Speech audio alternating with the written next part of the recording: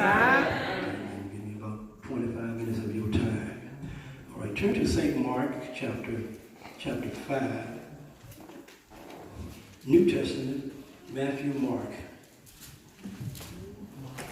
New Testament, Matthew, and then it's the book of Mark, chapter 5. And we've learned to take our time and pause when you get ready to preach, because we have young ones. Amen. Children can teach you some things.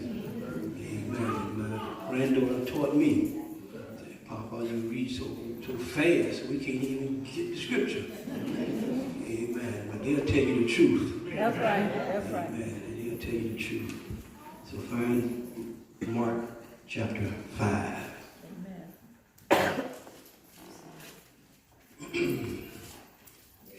You have it, say amen. Amen. Mark chapter 5. We're going to read verses 22, familiar story, and verse 23. St. Mark chapter 5, verse 22 and 23. Amen. Read it beginning now. And behold, there cometh one of the rulers of the synagogue, Jairus by name. And when he saw him, he fell at his feet and besought him greatly, saying, My little daughter lies at the point of death. I pray thee, come and lay thy hands on her, that she may be healed, and she shall live. I want to pin this thought. What do you do when sickness looks like it's winning? What do you do when it looks like sickness is winning? Reverend Hill said this morning, he may be seated, teaching Sunday school, that some folk got kind of quiet and non-responsive. So maybe let me do something a little different than the children taking their seats. Maybe. All right. Applaud our children one more time.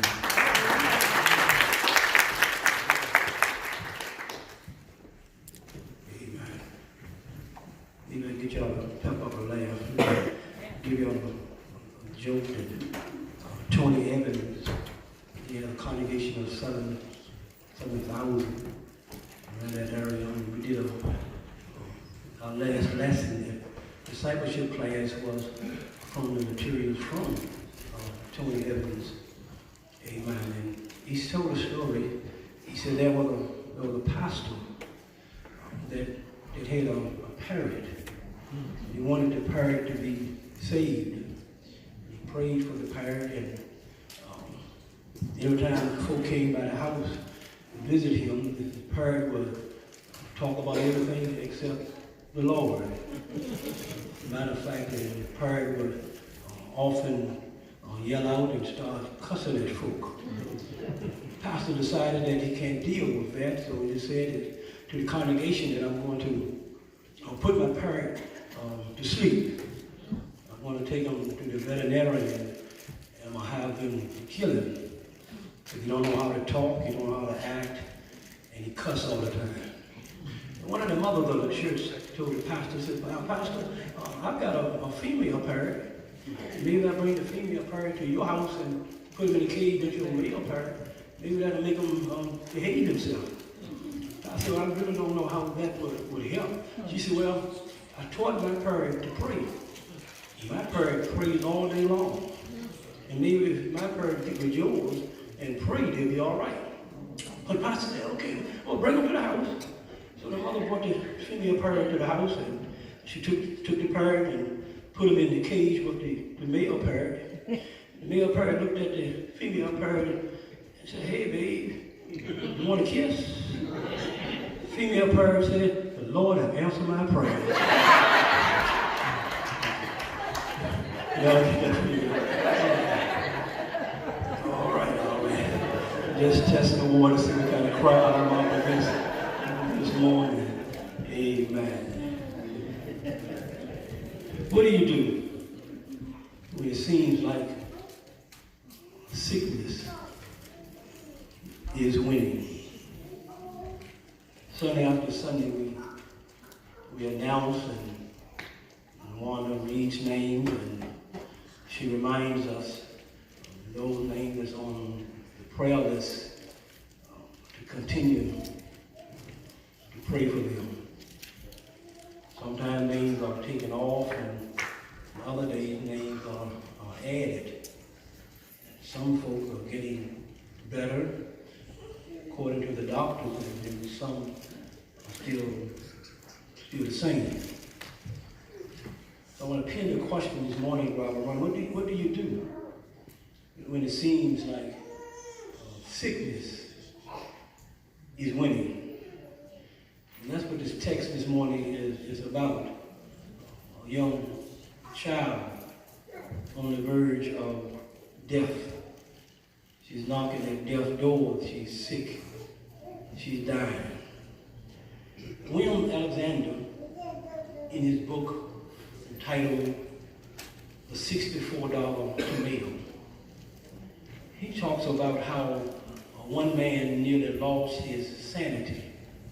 He spent a fortune, and he endured a crisis in the quest for getting a perfect garden. Many of you garden, sometimes you talk to Reverend Fisher, ask her how the week been going. And a lot of times she said I've been working and coming home and working in the garden.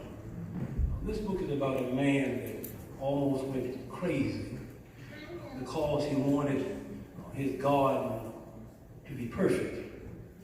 He tilled it, and the sun came, burned it up. He did some more things to it, and then worms would come and mess up. He did some other things that caused the garden to be better, but it was never a perfect garden. Then he realized at the end that I can have a good garden and does not have to be perfect. Maybe somebody needs to understand today at Robert Run that we can have a good life. Don't think the life is going to be by your standards perfect. Anybody in the house this morning know that life is good. Thank God for what he's done and what he did and what he's doing. But it hasn't always been perfect. But God has always been by our side. In the book, the question is asked.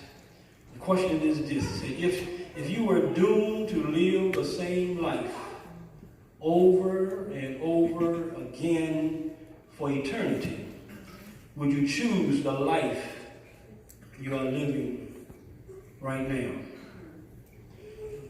The point of such a question is unspoken. For if the answer is yes, then you have no room to ever grow. But at the same time, you will never go backwards. But if the answer is no, then I wouldn't live this life over and over again for eternity. He said, then the question becomes, then why are you living the life that you're living right now? If you wouldn't live the same life forever, why aren't you doing something with this life to make your life a little bit better? Y'all think about it, you get home. William Alexander says, we must stop making excuses and do something about the life that we have. One writer said it this way: we must learn to do something about the cards that we've been dealt. Sometimes we feel like I haven't been dealt the right hand.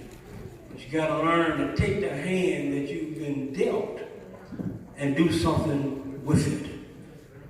I like the sentiment. But what do you do, Brother Run, when Sickness is still there. Problem is still there. The trouble is still there. What do you do when you can't do something about where you are? Because you feel like there's nothing else you can do. Anybody in the house this morning ever been to a place in your life you felt like, I can't go to the right, I can't go to the left, I can't go forward, I can't go backwards, I feel like I'm just stuck right where I am. God is still able. Week after week, day after day, people call and say, Pastor, I'm stuck where I am. But I've got good news for somebody today. God is still able. The secret, one writer said, the secret is never giving up. Anybody in the house this morning, don't raise your hand, have just given up on life? You feel like it ain't worth living and you'll never accomplish anything, you'll never go this place, you'll never go that place. Well, I got news for you. Don't give up. Look at your neighbor and tell your neighbor, don't ever give up. What do you do when there are no other alternatives? You feel like there's nowhere to go. We see in chapter 5 of Mark a father who finds himself in a terrible predicament. He's a ruler. He has money. He has clout. But his daughter is sick. And his daughter is dying. It's right in the text. It's right in the text. It said when Jesus passed by again on to the other side, in verse 21, people gathered unto him, and he was nigh unto the sea. And behold, a man came to him by the name of Jairus, a ruler. But this is what he did. He fell at his feet. God will cause you and I to fall at his feet. Anybody ever just threw up your hand and said, "There's nothing else I can do. I'm going to just fall at his feet." It's in the text what to do. He besought him greatly, saying, "Master, my daughter lies at the point of death, and I pray to you that you come and lay your hand on her, that she may be healed and she shall live." And Jesus said, "Wait a minute. I'm going to do what you asked me to do. But just in case I don't do it, I'm still God." First point I want to listen to this. Well, no matter where you are in life, you got to believe in him. I don't care who you are, what color you are, how old you are, or how young you are. At some point in your life and in my life, you're going to have to believe in him. Somebody just yell out, "Believe in him." Believe in him. I've done all the singing I can do. I've done all the praying I can do. I've done all the fasting I can do. And things that's not turned around, you still got to believe. Bottom line is he's still God. How many know he's still God? Whether or not it rain all day or whether the sun shine all day, how many know he's still God? You got to continue to believe in him. He said, "I am the way. I am the truth. I am the light. No man comes to the Father but by me. I am the bread of life. I'm the bread of heaven. I am that I am." Got to learn how to run, people of God, that we cannot live a life crushing folk. We got to let folk know no matter how far you feel you're down, how low you feel, God is still able. They talked about it this morning in Sunday school that God still loves all of us. No difference between the Greek and the Jew and the Gentile. He said, "I love everybody." Anybody in the house this morning know God loves me. You ought to encourage yourself and pat yourself on the shoulder and just say, "God loves me." Love our children. Love the little babies that yelling from time to time and got to take them out like you just did or he just did. But God still loves us. A creativity workshop was done on elementary school children. On first grade level, they went to the first grade and they asked a question. The question was, how many artists are in the room? And the survey said that every child in the first grade waved their hand and yelled and said, "Me, me, me, me, me, me, me." And everybody was excited. First grade level. They went back the next year at the second grade and asked the same question. True story. Asked the same question and said, how many of you are artists? And it said, half the class with their hand went way up in the air, hollering, I'm an artist. We got to the third grade, they asked the class the same question. How many artists are in this room? And it said 10 out of 30 lift their hands and said, I am an artist. But by the time they got to the sixth grade and asked the same exact question to the same children, how many of you are artists? And one, maybe two, raised their hands reluctantly. The enthusiasm was gone. The throwing up their hand and said, me, was gone. The survey concluded this in what was called the suppression of creative genius. That if you can suppress a child between ages of grade of 1 and 6, you can say pretty much where he or she is going the rest of their life. It's called suppression of creative genius. We got geniuses in Crowley Run. I wonder what would happen if years ago somebody told LaShonda that you'll never graduate from college, just get out and don't do nothing else. Somebody had to say, God can do anything but fail. But not only that, some of you right here today, if we were to listen to what folks said to us years ago, you wouldn't be where you are.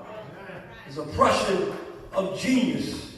Thomas Watson, one time at IBM, chairman of the board, put it this way. He said, strangely, the expounders of many of the great new ideals of history were frequently considered on the lunatic fringe for some or all of their lives. Let me just make it a little plainer. Most folk, he's saying, that accomplish and become more than the average, somebody called you crazy. Somebody said you got to be out of your mind. I wonder how many folks that said to Kiana, you got to be crazy trying to create a thing that you can wash and bathe your body in. And you know how a lady was called Dove. The oppression of geniuses. But the key is you can't ever give up. I'm trying to help somebody this morning. Don't give up on your dream. Care what come, what go, God is still able to do anything but fail. Thomas Watson had something. He said the average person that moved beyond the norm, they call them a lunatic. Don't lift your hand. Anybody ever call you crazy? See? And said that what you're trying to do and what you're trying to accomplish, nobody ever done it. That's why you ought to try to do it. Nobody ever succeeded in that era, and that's why you ought to try to do it. We ought to realize that the God that I serve is a creative God. We suppress our children. Y'all was something done 2 minutes of walk years ago. He coming up here with a old gown on and a wig on his head. Talking about he Reverend Jew. It's not the folk in the streets that bash us. It's folk in the church.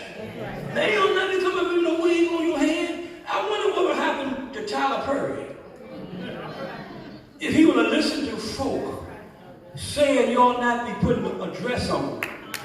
A multi-billionaire wearing a dress and a wig. And somebody told him, you'll never make it. You're going to always be living in your car. You're never going to survive. You're never going to have anything. But how many know the devil is a liar? Yeah. Say, look at him now. So we ought to push our children. We ought to push them. And let them use their creativity that they have. Our little ones love to give God praise, and I like that. Give them praise. But when I see them outside church, they got a whole lot of beats and rhythm. We ought to let them do that in the church. Because if you don't let them do it in the church, giving God praise, they're going to go somewhere else and do the same thing. If you look at the street dance and look at the church dance, ain't no whole lot about it. The only thing different is a different partner. So let them use their creative mind. Somebody look at somebody and tell them, be creative. That's why Jesus said, don't be conformed to the world, but be ye transformed. We want to do what the world says is all right. But you got to understand, this God that I serve is a big God. Something I want to point out is this. Desperation will make you believe on him. I said desperation will make you believe on him. Jairus was desperate. His daughter was dying. He couldn't do anything. He's a rich man. He's a wealthy man. But if he knew one thing, if I can get to the Lord, take your burden to the Lord and leave it right there. He goes to the Lord and said, Lord, if you just come and lay your hands on him. Jesus tried to go to, y'all know this story. He goes with him and a woman stops him. It's in the text. With an issue of blood. And he paused and deal with the issue. We all got some issues. That's why I'm getting to the point I don't listen to crazy stuff anymore. I got issues. But guess what? You got some too. God can stop by long enough to take care of our issue. Anybody in the house that want to know, God can take care of my issue. There ain't no need for you putting it on Facebook. Ain't no need you texting it. All of us got an issue. But the God that I serve is bigger than any issue you got to deal with. He ends up at the house. Y'all know the story. He ends up at the house, lays his hand, prays for the little child, and the child lives. One writer says a man knocked down and flattered by an opponent. I've got knocked down maybe once or twice doing the martial arts, but they were slips. But either way, they were slips. You know, so but he said a man that's knocked down and flattened by an opponent can get up again. But a man that's knocked down and flattened by conformity stays down. Sometimes you got to try something new. Try something different.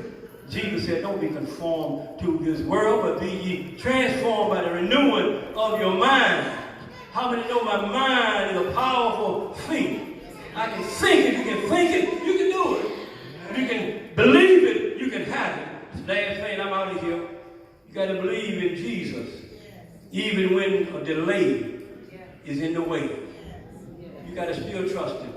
It may seem like you hadn't called, you done prayed, you done cried, you done fasted, you done been everywhere. You done been to the psychologist, you done been to the psychology and psychologists. You done been to all of them. You've been to the doctor. They're saying it's still the same way. Take your burden to the Lord. You done been to North Carolina. Had your hand red. Because you didn't want to have it red in Richmond because somebody might saw you going into the house. So you went down North Carolina and want somebody to read your palm. I don't have to have nobody read my palm because I seen the palm in the hand of Jesus. But they put holes in his palm. That lets me know that it is finished. The woman, the child survived. The child lived. But it wasn't delayed. Sometimes a delay is not no. Sometimes God is just telling you and I that I've got something better for you. And it don't come out the way you want it to come out. Don't mean that God is so bad, he's hurting you, he beat you up. He's just trying to tell somebody that the best is still yet to come. I don't care how many times you have cried. Times you have thrown in the towel and saying, why me, Lord? Why not you? Putting them on you, then you're able to bear. I tell folk the reason some things don't come your way is because God knows what you can handle. You don't let certain things come your way because you can't take nothing. God needs somebody that can handle some things. And when we go through certain things in life, it's because he's getting ready to take us to another level. Anybody trying to get to another level in the Lord? You're tired, you're weary, you're wounded, you don't know which direction to go. And the only way we can go is up. Touch your neighbor for the first time and tell your neighbor, I'm going up. I'm going higher and higher and higher in the Lord. You gotta believe God, man. You gotta trust him.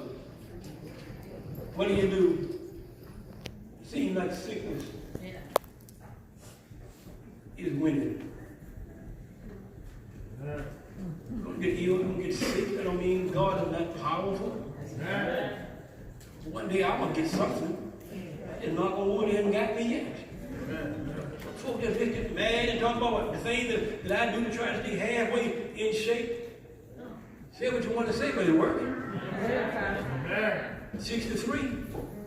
Go back to the doctor in July for the 6-month checkup. Just can't believe why nothing wrong with you. But the stuff I'm taking, I'm thinking it's still helping me.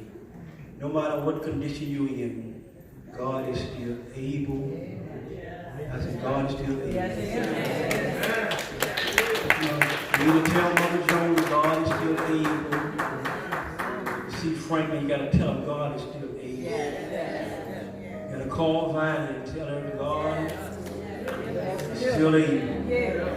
Back and forth to the doctor, back and forth to the hospital. We all get tired, we all get weary, but he's still able. I said he's still able. Stand on your feet.